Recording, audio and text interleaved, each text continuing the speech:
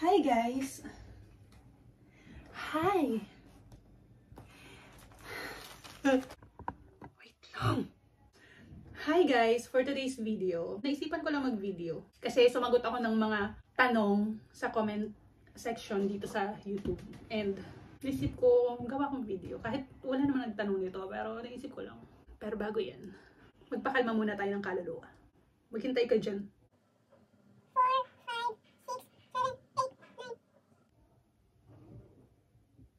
10. Okay, so magkano ang ingay ng kapaligiran? Pasensya na kasi oras na ng mga gising ng mga Espanyol, alauna na.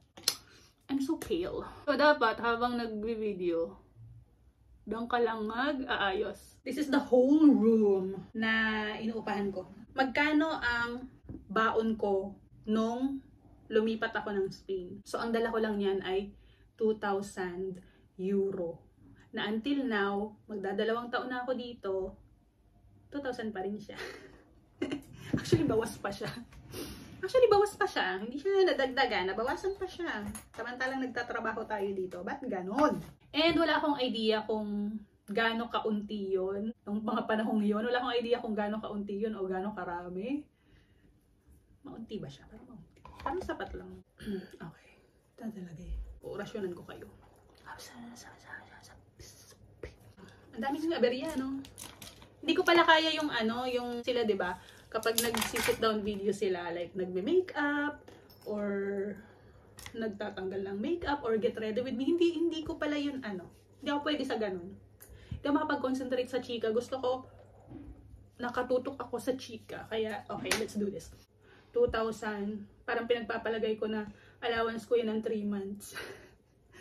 3 months? Kasya ba yun ng 3 months? Pero hindi, medyo malaki yan. Yung sa bahay lang talaga. Yung rent mo sa bahay ang, doon ka talaga tatagain. Kasi yung sa pagkain, pwede kang mag-budget sa pagkain. Pwede kang mag-itlog-itlog lang.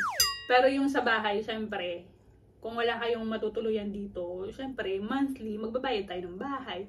Pero nung unang dating ko naman dito, yung first month, doon kasi ako tumuloy sa bahay ng jowa ko noon. Jowa? Pero nagpahanap din ako ng apartment kasi gusto ko ng sarili kong space. Eh, marami sila sa bahay. I cannot. Ayoko na marami. Ayoko na mga kaingayan. Ito kasing inuupahan ko is solo ko ang kwarto. Kaya ang bayad ko dito ay 300. Nung umpisa ko, 280 lang to. Pero naka 2 buwan pa lang ako or 3 buwan, nagtaas na sila agad. Naging 300 na agad. Siguro nga dahil ako ay lagi nagluluto-luto dito, tinaasan agad ang aking bayad. So sa apartment kasi, hinihingi nila ay 1 month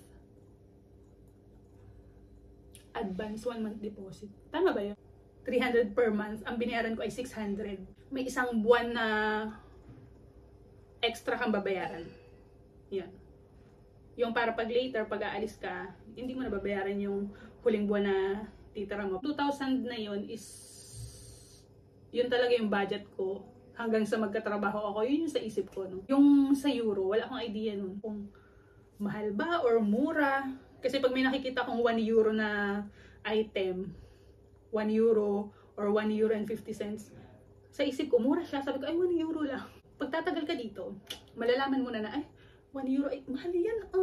Pag mga ilang buwan ka nang nakatira dito, saka mo mapapagtanto ang mga bagay-bagay kung mahal ito o mura, ganyan. Actually, wala kaming idea kung magkano talaga dapat yung pocket money pag lumipat ka ng bansa, lalo na pag euro na yung bayaran kasi dito, 'di ba?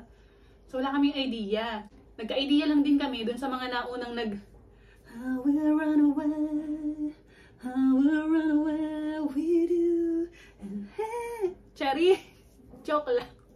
O hindi sila nag-resign kami lahat dun sa company namin, kaya good sa aming record, no?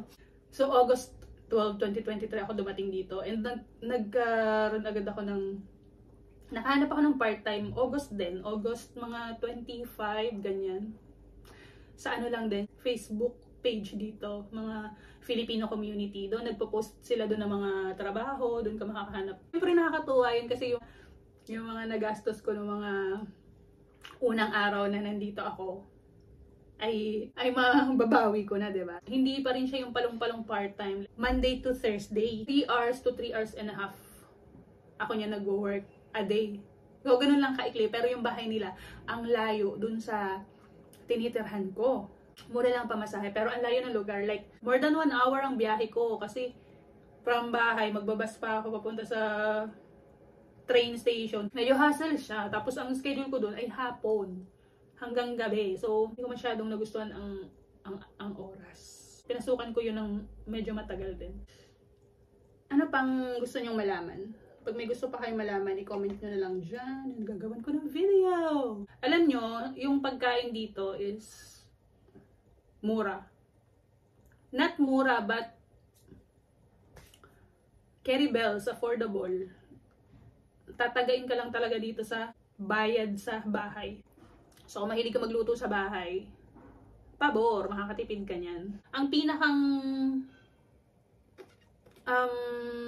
expenses nyo lang naman dito kada buwan ay yung sa bahay. Tapos, syempre, kailangan mo kumuha ng health insurance dahil kakailanganin mo yun later pag nag-apply ka na ng residency. Yung health insurance ko, monthly ay 49 euro something. Something like that. O ipagpalagay, i-round na natin sa 50. So, ang bayad ko niyan is every 3rd month.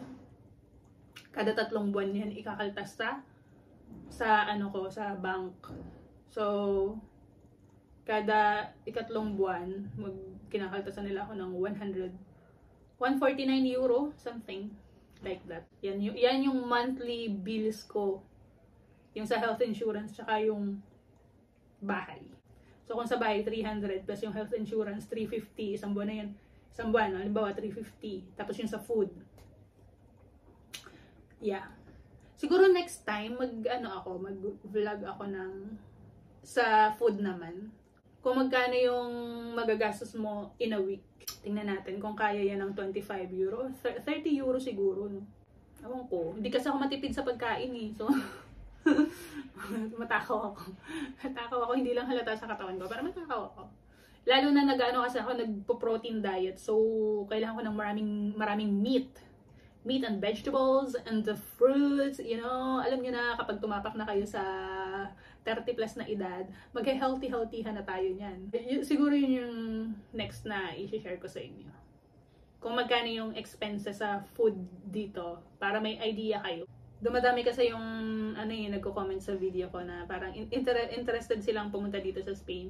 Meron pala akong sinagot na dun sa comment. Based sa experience ko, hindi naman ako nahirapan makahanap ng employer. Blessed lang din ako kahit maitim ang budhi ko. Pinagpapala pa din naman ako kahit papaano.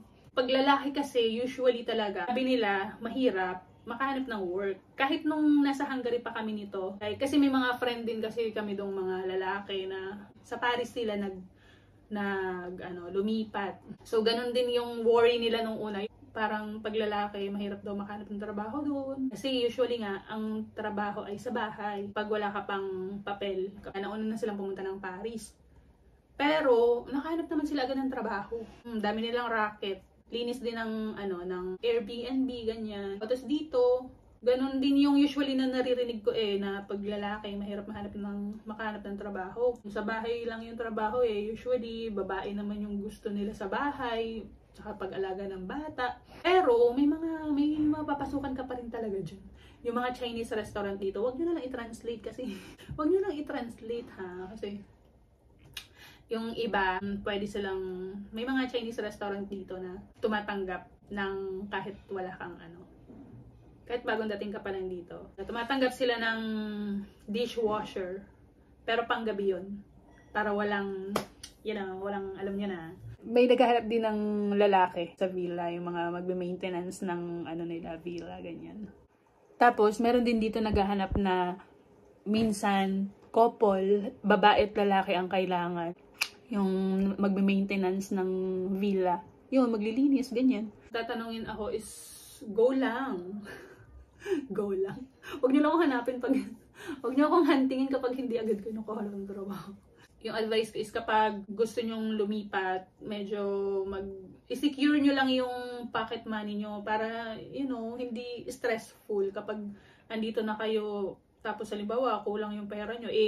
Lalo na kung mag-isa lang kayo dito, wala kayong kapamilya or kaibigan na malalapitan. Siyempre, wala naman kayong ibang, 'di ba? Wala ibang tutulong. So, mas maganda kung pupunta kayo dito na talagang ready.